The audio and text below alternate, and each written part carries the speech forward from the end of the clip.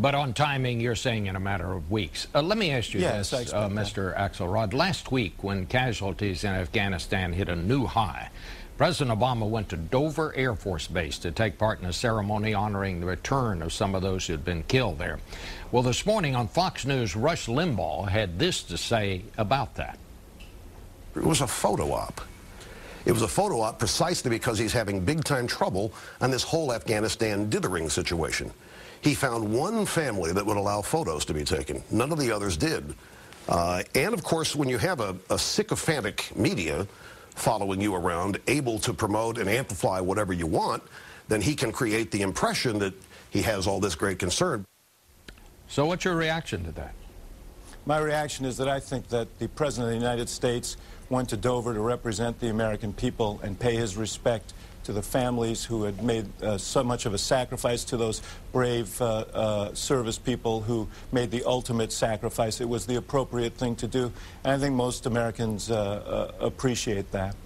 On this broadcast back in March, the White House Chief of Staff, Rahm Emanuel, said this about Rush Limbaugh. He said he is the voice, the intellectual force, and the energy behind the Republican Party.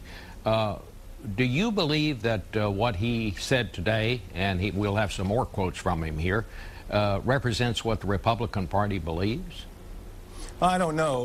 That's for the Republican Party to decide. I think we've seen an interesting development over this weekend in a special election up in upstate New York in a congressional district. The Republican candidate withdrew because of the strong third-party movement behind a very right-wing conservative, and certainly Mr. Limbaugh and others were behind that. And I think it sends a clear message to moderates within that party that there's no room at the inn for them, and that's why you see Republican identification in polls at a historic low.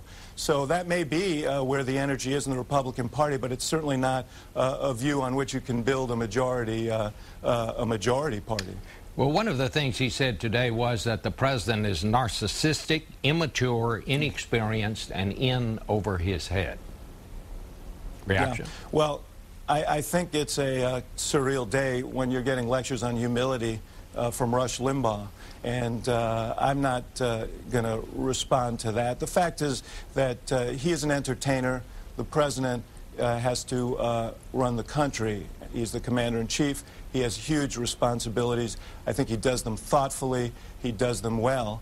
And they're difficult problems. We walked into a difficult situation. I think he's handling it very, very well, and most people believe that. So, you know, we'll let Mr. Limbaugh fulminate, but I think the American people are well served and believe they're well served. I want to go to other things, but let me just ask you one final question. Last week, your man Robert Gibbs met with the folks at Fox News, declared a truce in this war you've been having with them. Was the truce broken this morning?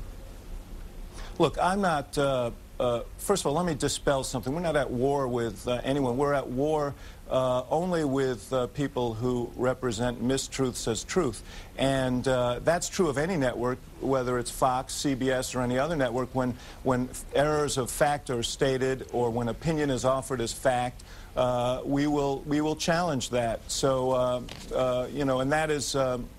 that will be our policy going forward, and the American people deserve that, and we have to do that for the sake of the administration.